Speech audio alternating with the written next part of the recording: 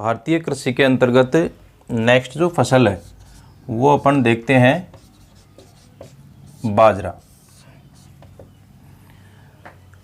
शुष्क और अर्ध शुष्क भागों की मुख्य फसल है और विशेष रूप से राजस्थान में प्रमुख खाद्यान्न फसल के रूप में इसको उगाया जाता है। बाजरा जो है एक खरीफ की फसल है, खरीफ की फसल के रूप में इसका उत्पादन किया जाता है और मोटे अनाज के अंतर्गत ज्वार के बाद में बाजरे का दूसरा स्थान आता है। बाजरे की फसल का जो उत्पादन है वो जून से लेके और अक्टूबर तक, जून से अक्टूबर तक का जो समय है उसमें बाजरे का उत्पादन है वो किया जाता है। क्लाइमेटिक कंडीशंस में अगर अपन देखें, जलवायु दशाओं में, तो बाजरे के लिए अधिक तापमान लगभग 25 से लेके और 35 डिग्री सेंटीग्रेड जो तापमान है वो इसके लिए चाहिए। इसके अलावा वर्षा की मात्रा, वर्षा जो है वो कम वर्षा में भी बाजरे का उत्पादन हो जाता है। तो 50 सेंटीमीटर से कम वर्षा, 50 सेंटीमीटर से कम वर्षा वाले जो भाग हैं उनमें बाजरे का उत्पादन हो जाता है। और इसके अलावा अपन बात करें मिट्टी की, तो इसके लिए कोई विशेष प्रकार की उपजाऊ मिट्टी की आवश्यकता नहीं है। सामान्य जो मिट्टी होती है, हल्की सामान्य जो मिट्टी होती है बलुई दोमट प्रकार की, या वैसे अगर अपन देखें तो बलुई दोमट मिट्टी में इसका उत्पादन होता है, लेकिन लगभग हर प्रकार की मिट्टी में बाजरे का उत्पादन है वो किया जा सकता है। भारत में उत्पादन अगर अपन देखें, बाजरे का जो उत्पादन है उसकी दृष्टि से अगर अपन देखें तो राजस्थान का पहला स्थान है। राजस्थान में कुल बाजरे का उत्पादन है, टोटल भारत का 85% जो उत्पादन है वो अकेला राजस्थान कर रहा है। इसके अलावा राजस्थान के अलावा महाराष्ट्र और गुजरात, उत्तर प्रदेश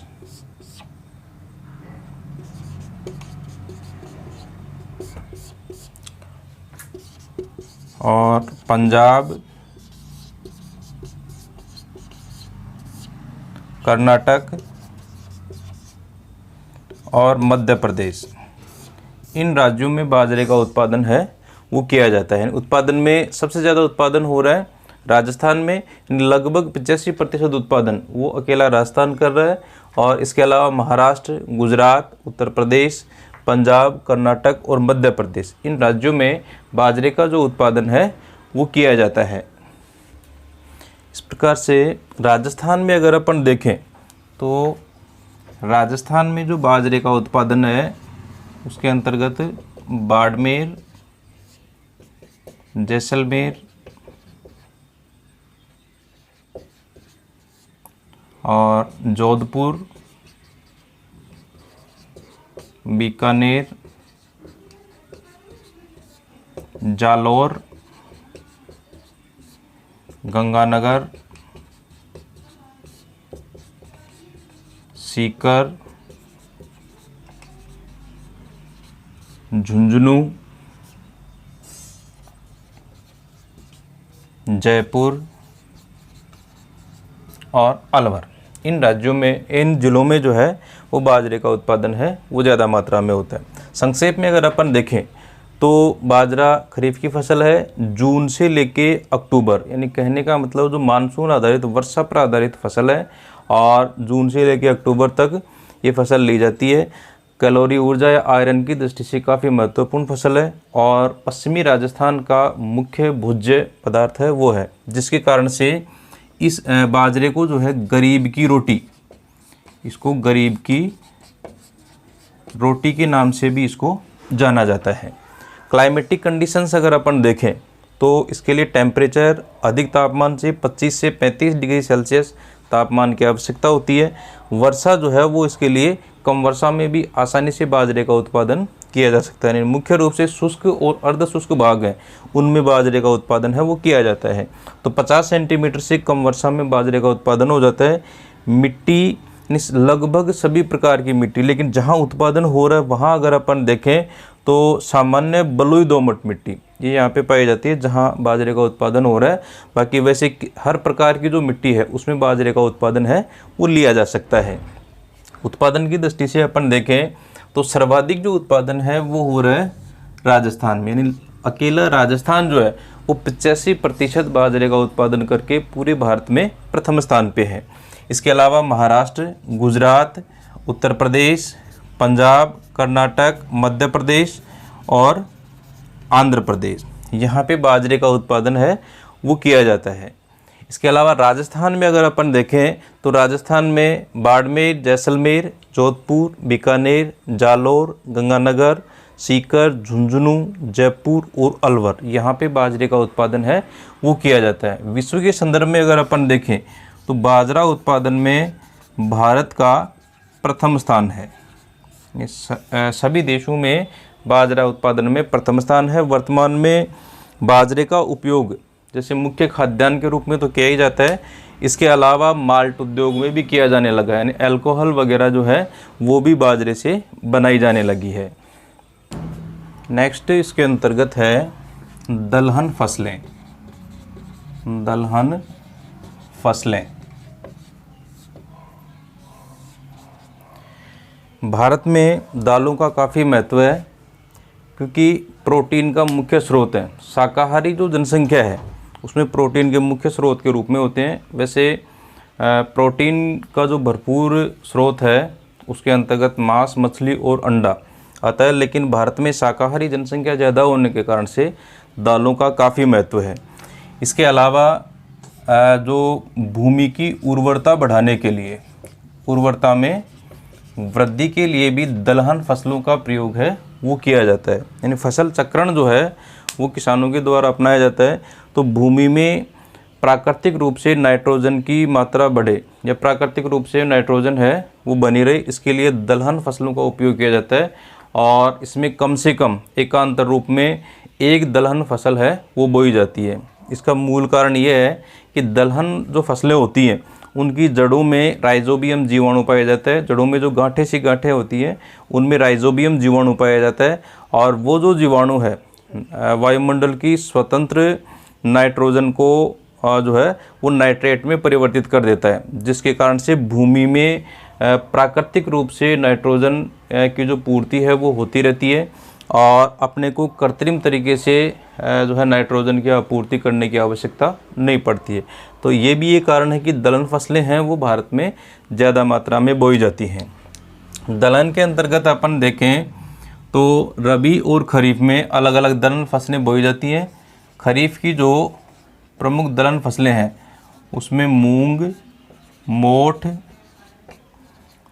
उड़द और अरहर ये प्रमुख दलहन फसलें हैं।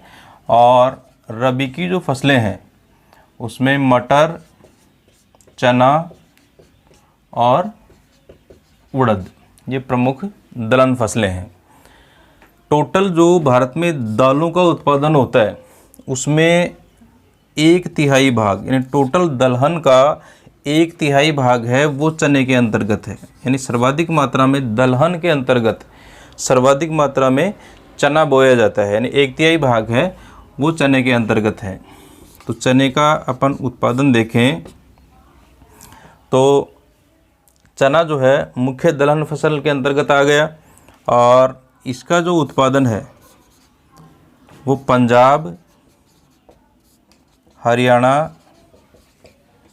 उत्तर प्रदेश,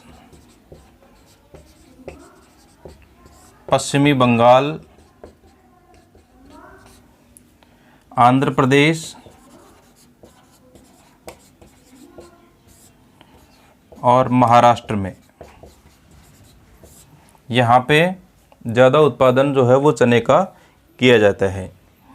इसके अलावा आपके राजस्थान, ठीक है, यानी चने का उत्पादन सबसे ज़्यादा पंजाब हरियाणा वाला जो क्षेत्र है वहाँ पे इसका उत्पादन होता है। इसके अलावा उत्तर प्रदेश, राजस्थान, पश्चिम बंगाल, आंध्र प्रदेश और महाराष्ट्र यहाँ पे चने का उत्पादन किया जाता है। राजस्थान के संदर्भ में अगर अपन देखें तो राजस्थान में चने का जो उत्पादन है नहरी सिंचित भाग नहरों के द्वारा जो सिंचित भाग है वहाँ पे किया जाता है, जिसके अंतर्गत गंगानगर, हनुमानगढ़ और बीकानेर। गंगानगर, हनुमानगढ़ और बीकानेर का जो नहरी सिंचित भाग है उसमें चने का उत्पादन है वो किया जाता है। अगर अपन बात करें हरित क्रांति की, तो हरित क्रांति के कारण से सबसे ज़्यादा उत्पादकता या लाभ प्राप्त जिस फसल को हुआ है उसमें नाम आता है गेहूं का। और दूसरी तरफ अगर अपन बात करें कि सबसे ज़्यादा नुकसान जो है वो उत्पादन और उत्पादन क्षेत्र में वो किसको हुआ है, तो उसका नाम ले सकते हैं अपन चने का। क्योंकि चने के अंतर्गत जो बोया गया क्षेत्रफल था, उस क्षेत्रफल, वो जो क्षेत्रफल था वो गेहूं के अंतर्गत कन्वर्ट हो गया था। सिंचाई सुविधाएं उपलब्ध होने के कारण से या कम पानी चाहने वाले उत्तम किस्म के बीज जो है वो विकसित हो जाने के कारण से चने के अंतर्गत जो बोया गया क्षेत्रफल था उसको कन्वर्ट करके और उसमें गेहूं बोया जाने लगा। तो एक तरीके से अपन ये कह सकते हैं कि हरित क्रांति के कारण से सबसे ज़्यादा जो हानि हुई या बोए गए क्षेत्रफल में कमी हुई तो वो किसको हुई थी, चने को। नेक्स्ट अपन देखें दूसरा जो दलहन है वह आपके अरहर। अरहर जो है वो खरीफ की मुख्य फसल है और बाजरा, ज्वार और रागी के साथ में बोई जाती है। बाजरा, ज्वार और रागी के साथ में अरहर है वो बोई जाती है। मुख्य जो उत्पादक क्षेत्र हैं उसमें अगर अपन बात करें तो महाराष्ट्र, उत्तर प्रदेश,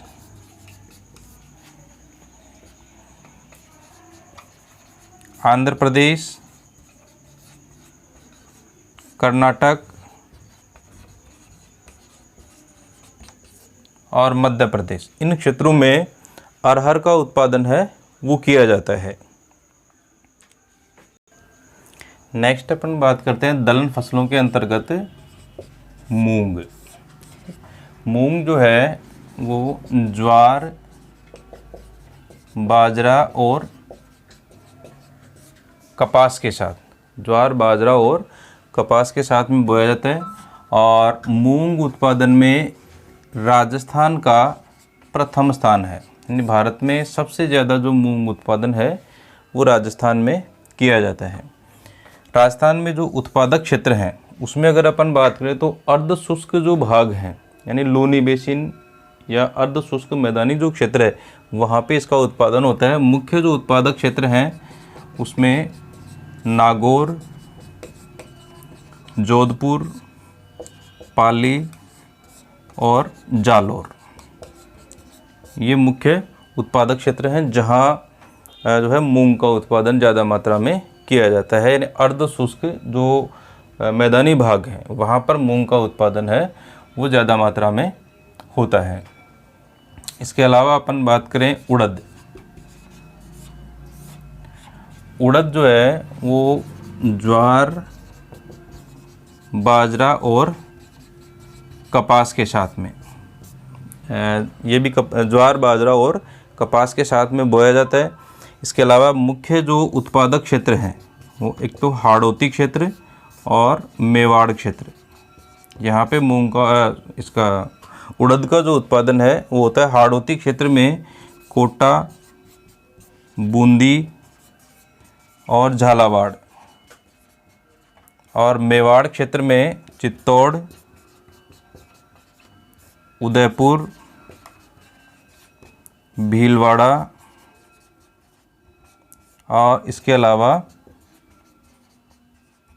बांसवाड़ा में उड़द का उत्पादन होता है। तो मुख्य जो उत्पादक क्षेत्र हैं दक्षिणी राजस्थानी क्षेत्र में हाड़ौती और मेवाड़ क्षेत्र हैं, जिसमें कोटा, बूंदी, झालावाड़ और चित्तौड़गढ़, भीलवाड़ा, उदयपुर और बांसवाड़ा क्षेत्र में उड़द का उत्पादन होता है। इसके अलावा है मसूर। मसूर राजस्थान के जो पूर्वी ज़िले हैं उनमें मसूर का उत्पादन होता है, और पूर्वी ज़िलों में मुख्य रूप से अलवर, भरतपुर, और धौलपुर। तो मसूर जो है रबी की मुख्य फसल है और अलवर, भरतपुर और धौलपुर में इसका उत्पादन होता है। नेक्स्ट जो फसल है उसमें है व्यापारिक फसलें। व्यापारिक फसलें जो हैं वो आय के लिए, उद्देश्य जो है इनके उत्पादन का वो होता है अधिकतम आय प्राप्त करना। तो जो सामान्य या लघु और सीमांत कृषक होते हैं उनके अलावा ऐसे जो पूंजीपति जो कृषक होते हैं उनके द्वारा व्यापारिक फसलों का उत्पादन है वो किया जाता है, और मुख्य रूप से आय के स्रोत के रूप में, यानी आजीविका के अलावा आय के स्रोत के रूप में जो है इनका उत्पादन है वो किया जाता है। तो व्यापारिक फसलों के अंतर्गत प्रथम जो फसल है वो है गन्ना। तो व्यापारिक फसलों के अंतर्गत पहला जो स्थान है वो गन्ने का है कि टोटल जो व्यापारिक फसलें हैं उनके अंतर्गत प्रथम स्थान है वो गन्ने का, यानी सबसे ज़्यादा बोया गया जो क्षेत्रफल है और उत्पादन है वो गन्ने का है। गन्ना भारतीय मूल का पौधा है और बांस जो वनस्पति है, बांस जो वनस्पति है उस वंश का पौधा है। ये बांस वनस्पति जो वंश है उसका पौधा है ये माना जाता है, और उत्पत्ति स्थल या मूल स्थल जो है वो इसका भारत माना जाता है। उत्पादन और उत्पादक क्षेत्र, उत्पादन और उत्पादक क्षेत्र की दृष्टि से गन्ने के अंतर्गत भारत का पहला स्थान है, यानी सर्वाधिक उत्पादन भी भारत में होता है, और गन्ने के अंतर्गत सबसे ज़्यादा बोया गया क्षेत्रफल है वो भी भारत के अंतर्गत है। दोनों की दृष्टि से भारत का प्रथम स्थान है। जलवायु दशाएं अगर अपन देखें तो जलवायु दशाओं में गन्ना उष्णकटिबंधीय पौधा है, इसलिए इसको तापमान की ज़्यादा आवश्यकता होती है। तो तापमान जो है वो इसके लिए 15 डिग्री से लेके 30 डिग्री सेल्सियस तक, 15 से 30 डिग्री सेल्सियस तक तापमान की आवश्यकता है, और वर्षा की मात्रा 100 से लेके और 200 सेंटीमीटर तक। इसके अलावा मिट्टी जो है वो इसके लिए काफ़ी उपजाऊ मिट्टी की आवश्यकता होती है। मिट्टी चिकनी, दोमट, काप मिट्टी।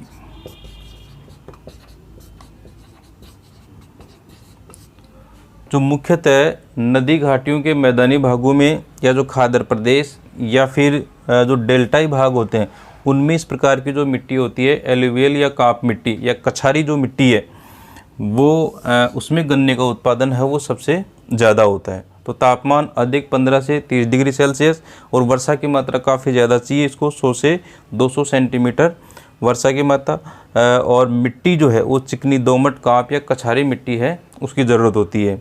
बोने में इसके जो सकर्स हैं वो गन्ने के बोए जाते हैं, और एक बार बोने के बाद में 2 से 3 वर्ष तक इससे फसल है वो ली जाती है। उत्पादन क्षेत्र की अगर अपन बात करें तो मुख्य जो उत्पादन क्षेत्र है वो भारत का उत्तरी भाग और भारत में दक्षिणी जो प्रायद्वीपीय भाग है वहाँ गन्ने का उत्पादन होता है।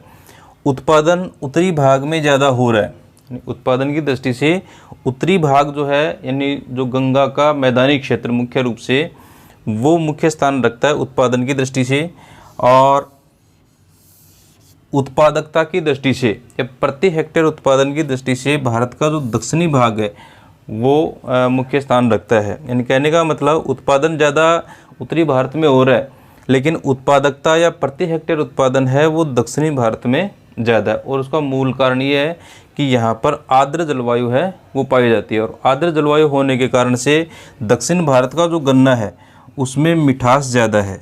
यानी ये जो गन्ना है उसमें मिठास और रस की मात्रा है वो ज़्यादा है, यानी इसमें शर्करा या शक्कर या ग्लूकोज जो है ग्लूकोज की मात्रा है वो दक्षिण भारत के गन्ने में ज़्यादा है। और यही कारण है कि दक्षिण भारत में मुख्य रूप से महाराष्ट्र में चीनी की सबसे ज़्यादा मिलें हैं और शुगर का सबसे ज़्यादा उत्पादन है वो दक्षिण भारत में होता है।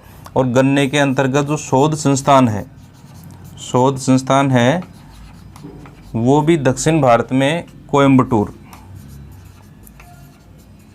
दक्षिण भारत में कोयम्बटूर तमिलनाडु में खोला गया है। इसके अलावा जैसे मान लो अपन उत्पादन की बात करें तो मुख्य जो उत्पादक राज्य हैं उसके अंतर्गत उत्तर प्रदेश और महाराष्ट्र, कर्नाटक, तमिलनाडु,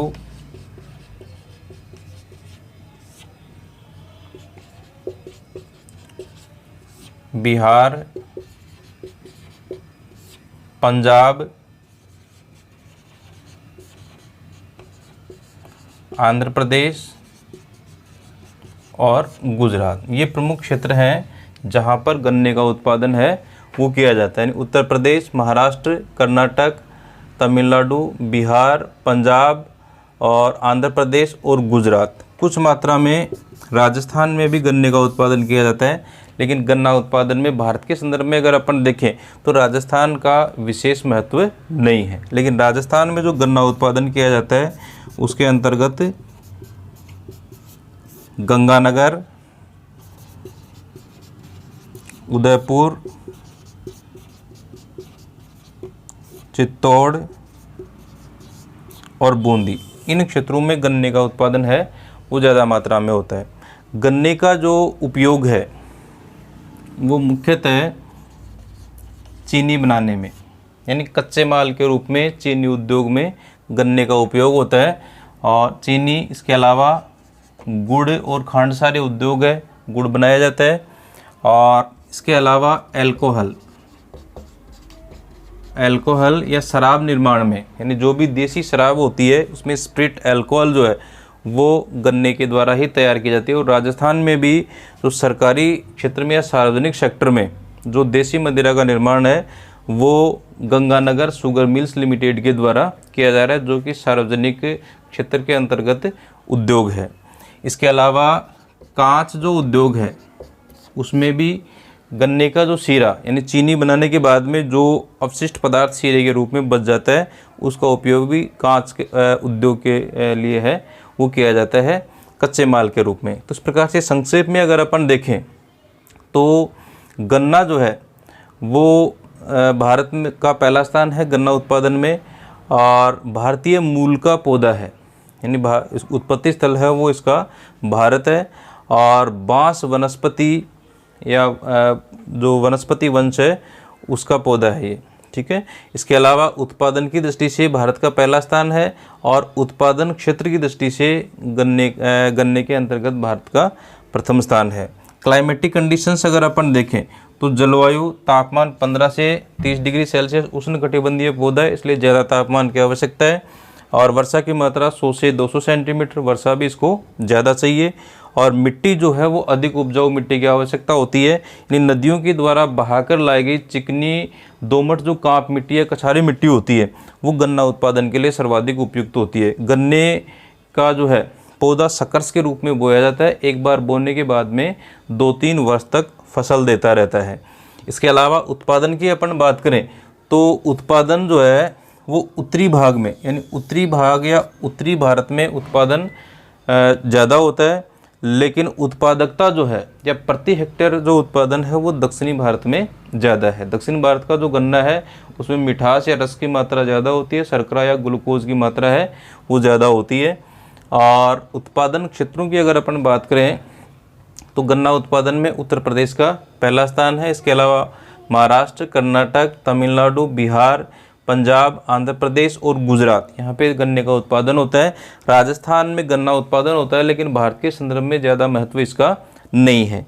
और गन्ना उत्पादन राजस्थान में मुख्य रूप से गंगानगर और गंगानगर क्षेत्र जो है उसमें गन्ने का जो उत्पादन है उसका उपयोग करने के लिए राजस्थान सरकार के द्वारा दी गंगानगर शुगर मिल्स लिमिटेड की स्थापना की गई है, जहाँ चीनी का निर्माण किया जाता है। इसके अलावा जो देसी शराब का निर्माण है वो यहीं पे किया जाता है। इसके अलावा उदयपुर, चित्तौड़, बूंदी और जो कोटा वाला भाग है वहाँ पे गन्ने का उत्पादन है वो होता है। इसके अलावा गन्ने का जो उपयोग है यानी उद्योगों में कच्चे माल के रूप में किया जाता है, और मुख्यतः चीनी और गुड़ बनाने में और कांच उद्योग में इसका अपशिष्ट पदार्थ है वो काम में लिया जाता है।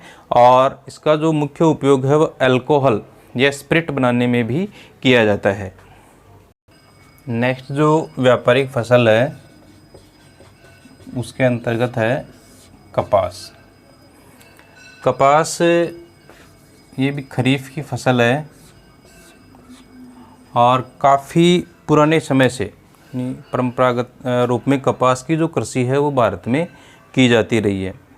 और जो यूनानी ग्रंथ हैं उनमें भी इस चीज़ का उल्लेख मिलता है कि भारतीय जो लोग हैं वो सफ़ेद फूल से बने हुए वस्त्र पहना करते थे पहले। यानी कपास का जो फूल होता है उससे जो रेशा प्राप्त होता है उसके द्वारा सूती वस्त्रों का निर्माण करके और परंपरागत रूप में जो है भारत में पहने जाते थे। इस प्रकार से कपास का जो उत्पादन है वो काफ़ी पुराने समय से भारत में किया जा रहा है।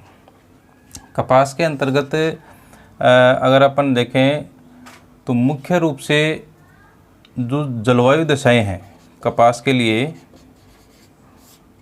उसमें तापमान 15 से लेके और 30 डिग्री सेल्सियस तक की उष्णकटिबंधीय पौधा है, इसलिए तापमान की ज़्यादा आवश्यकता है। 15 से लेके 30 डिग्री सेल्सियस तापमान की आवश्यकता है। और वर्षा की जो मात्रा है वो 75 से 100 सेंटीमीटर तक 75 से 100 सेंटीमीटर तक वर्षा चाहिए। और मिट्टी के अंतर्गत काली चिकनी दोमट मिट्टी, इसीलिए काली जो मिट्टी होती है, काली जो चिकनी मिट्टी होती है उसको कपास की मिट्टी भी कहते हैं। यानी कपास की काली मिट्टी भी कहा जाता है। तो काली मिट्टी या काली चिकनी जो दोमट मिट्टी है उसमें कपास का जो उत्पादन है वो सबसे ज़्यादा होता है, क्योंकि इसमें नमी की ज़्यादा मात्रा चाहिए। और चिकनी मिट्टी जो काली मिट्टी होती है उसकी विशेषता होती है कि नमी जो है वो लंबे समय तक बनी रहती है। इसके अलावा कपास ऐसा जो पौधा है जिसमें मिट्टी में चूने की मात्रा, चूना और जो फास्फेट है वो काफ़ी ज़्यादा मात्रा में इसको चाहिए। तो लगातार अगर मान लो किसी भूमि में कपास का उत्पादन किया जा रहा है तो उसकी उर्वरता है वो धीरे धीरे क्षीण या नष्ट होने लग जाती है। इसलिए कपास का लगातार उत्पादन है वो नहीं किया जाता है। यानी एकांतर रूप में कपास का उत्पादन है वो किया जाता है। भारत के संदर्भ में अगर अपन देखें तो यहाँ पे 3 प्रकार की कपास बोई जाती है। एक तो लंबे रेशे की कपास जिसको अमेरिकन कपास कहते हैं, अमेरिकन कपास इसको कहा जाता है। इसका उत्पादन मुख्य रूप से पंजाब, हरियाणा और राजस्थान में होता है। इसका रेशा जो है वो लंबा होता है और रेशे की जो मोटाई है वो काफ़ी कम होती है इसकी। और मुख्य रूप से उत्तरी जो भारत है यानी पंजाब, हरियाणा और राजस्थान का नहरों के द्वारा जो सिंचित भाग है उसमें इसकी जो है उत्पादन ज़्यादा मात्रा में होता है। और इस क्षेत्र में देसी भाषा में इसको जो है वो नरमा भी कहते हैं। यहाँ पे देसी भाषा में नरमा भी कहा जाता है। वैसे सामान्य रूप में कपास को देसी भाषा में क्या कहा जाता है, बण या बणिया। कपास को जो है बण या बणिया देसी भाषा में कहा जाता है। और जो लंबे रेशे की अमेरिकन कपास है उसको विशेष रूप से पंजाब, हरियाणा और राजस्थान वाले भाग में नरमा कहते हैं। इसके अलावा दूसरे प्रकार की जो कपास है, मध्यम रेशे की जो कपास है, अधिकांश जो भाग है वो इसी का है। यानी टोटल जो कपास का उत्पादन है उसके अंतर्गत 50% जो कपास है वो लंबे रेशे की कपास का उत्पादन होता है। और मध्यम रेशे की जो कपास है वो लगभग 40% जो भाग है वो इसका होता है। यानी 40% उत्पादन जो है मध्यम रेशे की कपास का होता है। इसके अंतर्गत महाराष्ट्र, गुजरात, कर्नाटक, तमिलनाडु और आंध्र प्रदेश, यहाँ पे मध्यम रेशे की कपास का उत्पादन है वो किया जाता है। इसके अलावा छोटे रेशे की कपास,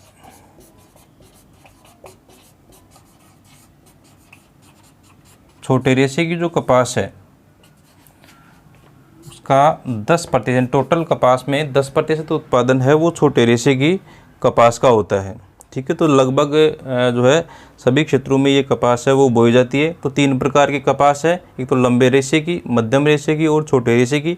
लंबे रेशे की कपास का उत्पादक क्षेत्र है वो मुख्य रूप से पंजाब, हरियाणा और राजस्थान का नहरों के द्वारा जो सिंचित क्षेत्र है वो है। मध्यम रेशे की जो कपास है वो मुख्य रूप से प्रायद्वीपीय जो भारत है उसमें महाराष्ट्र, गुजरात, कर्नाटक, तमिलनाडु और आंध्र प्रदेश वाला जो भाग है वहाँ पे इसका उत्पादन होता है। और छोटे रेशे की जो कपास है उसका उत्पादन होता है लगभग सभी राज्यों में, थोड़ा बहुत उत्पादन है, 10% उत्पादन है वो किया जाता है।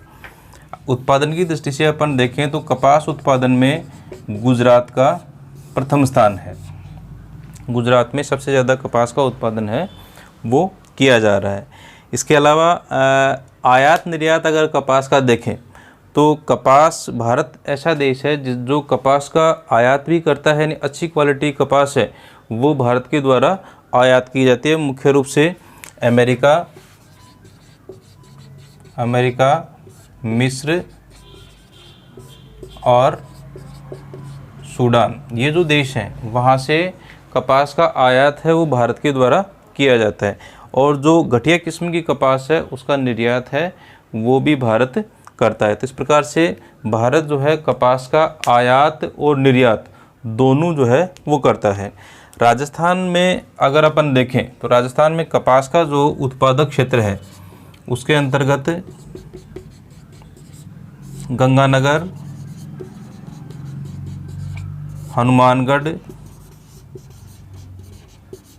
बीकानेर, कोटा, बूंदी और झालावाड़। ठीक है, यहाँ पर जो है कपास का उत्पादन किया जाता है। राजस्थान में गंगानगर, हनुमानगढ़ और बीकानेर ये जो नहरी क्षेत्र है यहाँ पे मुख्य रूप से जो नरमा या अमेरिकन कपास का उत्पादन होता है। और जो दक्षिणी भाग है वहाँ पे मध्यम श्रेणी की या छोटे रेशे की जो कपास है उसका उत्पादन है वो किया जाता है।